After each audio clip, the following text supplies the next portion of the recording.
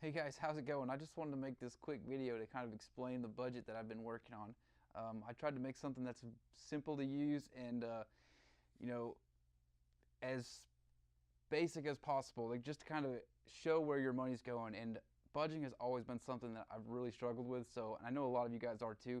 So if you're like me and when you started, you're just looking at it like, how am I going to get this to work? That's what I made this budget for. So it's not perfect, but it works great, and it's especially if you're just getting started out. So before we get started, if you guys get anything from this video, please consider subscribing, hit the notification bell, hit the like button. So let's just jump right into it. Thanks, guys. Okay, so this is the budget, and if we look down here, we can see that there's the whole year. So this first month is April, which is just an example, and then I've got all these rest of the months are all empty for you to fill in on your own expenses and stuff like that. So let's go back to the example and let's walk through it.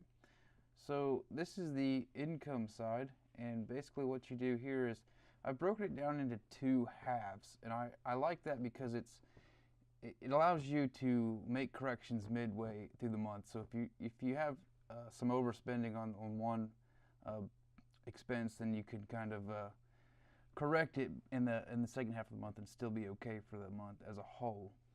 So on the income side, this part here is the first half of the month, and it's this is where you name your primary income. You know, maybe you and your spouse, and then if you have any kind of extra income or side hustle type stuff, you'd want to put that in there. And I have it here as a planned amount, so sometimes this can vary. You plan to get some money, and then you end up getting more or end up getting less down the road. You know, it happens. So I put it in there as planned and actual, and then there's an adjustment, and you can put the date. And the totals, everything gets totaled up in the cells, the corresponding cells. So you don't have to worry about any of that. Just fill in the light blue cells with all the names and the amounts and stuff like that. And we'll go through a little bit more of that in a minute. But so this second half of the month is the same as the first half. Just build in the same way. You know, planned, actual, adjustments. All this stuff does automatically, and it totals it down here for you. What you see here is the first half income, so that's how much all total together what you made the first half, and the second half income, same thing. Expected, actual, same thing on those. We'll get to that a little bit later, actually. So this is the monthly total expected. So what you expect to get for the whole month, and then the total income for the whole month is what you actually got for the whole month. So maybe you got a little bit extra. And again, these numbers are it's just an example. Okay, so moving on to the expense side, this is where we have our budget, our expenses. So I've got here mortgage, electric, water. And this is where another good thing is where you can kind of break it up into two halves. So if you want to try to equal it out to where it's about the same, and if I know some things are due at certain days, but you can kind of try to work around by paying ahead a little bit and stuff like that to get it put in the appropriate side so it's evened out for you. So mortgage, electric, water, I've got all my expenses down here. If you have any loans, you can put that in there, stuff like that. And then on the bottom here is miscellaneous, restaurants, food, gas, savings, tithe. So these are all amounts that are every month. They occur every month. They're stuff that everybody sees. So I've included them on all of them. You can actually see here they're on all of them, even though these will change. And this is where the budgeting actually comes into play, is where you budget certain amounts for certain things. So restaurants, we like to eat out a lot, so we put $75 for every 2 weeks for restaurants. Food, we try to stay around $150 per 2 weeks. Another thing about this is what you really want to do is you want to take 3 months, the past 3 months, and kind of average out by adding them all up and then divide by 3. Average it out to see what you really do spend in a month, and then kind of create a goal for yourself and say you want to get down to a certain amount. And keep in mind, if you go over like here, I mean, it's, you know, this is where it's a tool. It shows you where you went over, and it shows you if there's any issues or any problems that you're having. Gas, just kind of same thing. Take the last 3 months, average out what you normally spend, and then put that. And then, if you go over, again, it's just one of those things where it gives you a tool that down the road, months down the road, you can look back and say, this month, and this month, I went over budget on eating or on restaurants. I really need to cut back on that. That's something I need to work on. So this is what's helpful about it. And it shows in red, so it shows you that they've gone over budget on the specific things. Down here is a running total for all these. So I know that as the 2 weeks progress, you don't get all the gas at one time. So you kind of just add, so you can add those in as they go. And all these will total up together and fill in these. These are all formulas, so they'll autofill. So let's see, for instance, if we added $20 to gas, it would change this gas up here. And if we added $20 more, you can see now it's over budget by $20. So that's where it automatically autofills and stuff like that. So that's one of the good things about this budget is a little bit easy to use. I want to show you this one thing real quick is on the second half of the month, something I really like and I think this is really important is I've got this allowances, and what this is I've got it set right now to $150.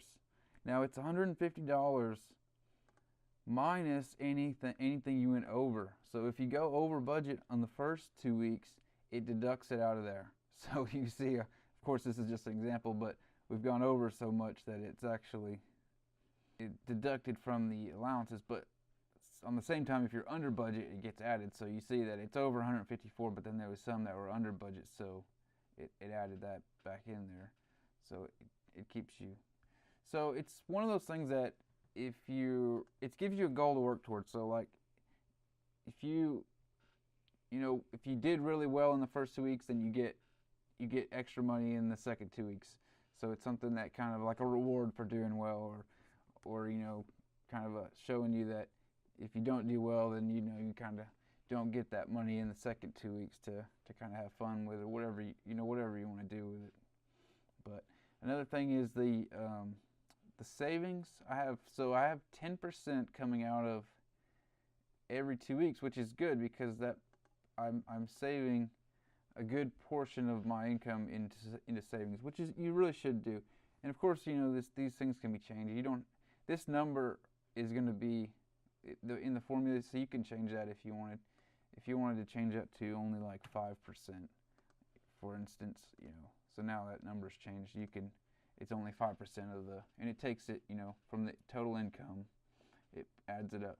So and then of course I pay tithes, so I've got 10% coming out and going in, and then I know right away what I need to put in for that. So and it gets added into the budget. So that's a good thing. Of course, these can be changed. If you don't, if that's not something you're into, you can always just put that to 0 and it won't take out anything, and you're all set to go on that. Or you can just delete the whole line together. It doesn't matter. Moving on, the second 2 weeks is, I kind of just explained it, but pretty much the same as the first. But you can see where it's kind of, you can really add up a lot of different stuff throughout the 2 weeks, and it gets factored in. So it's good that way. And then these are kind of like a report, which shows you your over budget for the first half on these, and then your income result for the first half was in the positive 168, and then on the second half you're plus 436. So that just shows you kind of a report on where you're at, and then you've got here remaining amount. So after your expenses, from your income and your expenses, this is what you have left over in the first half, and then the second half, of course. These are fake numbers, but whatever. But that shows you what your disposable income is, what you have left over. And I purposely don't have any place for this in here. And the reason is because I really believe that you should allocate all your money to your expenses. You should pay yourself 10% of your income for savings, and then the rest of it's yours. You should just spend it. Don't act like if you try to save every single penny, you're just gonna beat yourself to death over. I mean, it's just not good for you. So it's good to have that extra money to where you can just play with. So if you're doing really well, enjoy that money. It's yours. And don't think you have to save every single penny. Of course, now that changes if you're in debt and stuff like that, where you want to use that to pay down debt. That's a different story, but that's not what this budget's for. So this budget's for just a beginner budget for somebody that is just wanting to track their expenses and really find out where their money's going, which I think it does a really good job of. Well, guys, I really hope you get something from this, and I hope you enjoy it. I hope it helps you a lot. I really do. It's helped me immensely. So again, if you guys got anything from this, or if you have any suggestions, please leave me a comment below. Any way I can improve this at all, please, I would love to get that information and to be able to help more people. And again, if you know anybody who needs it, just share this video with them, and hopefully it helps them too. So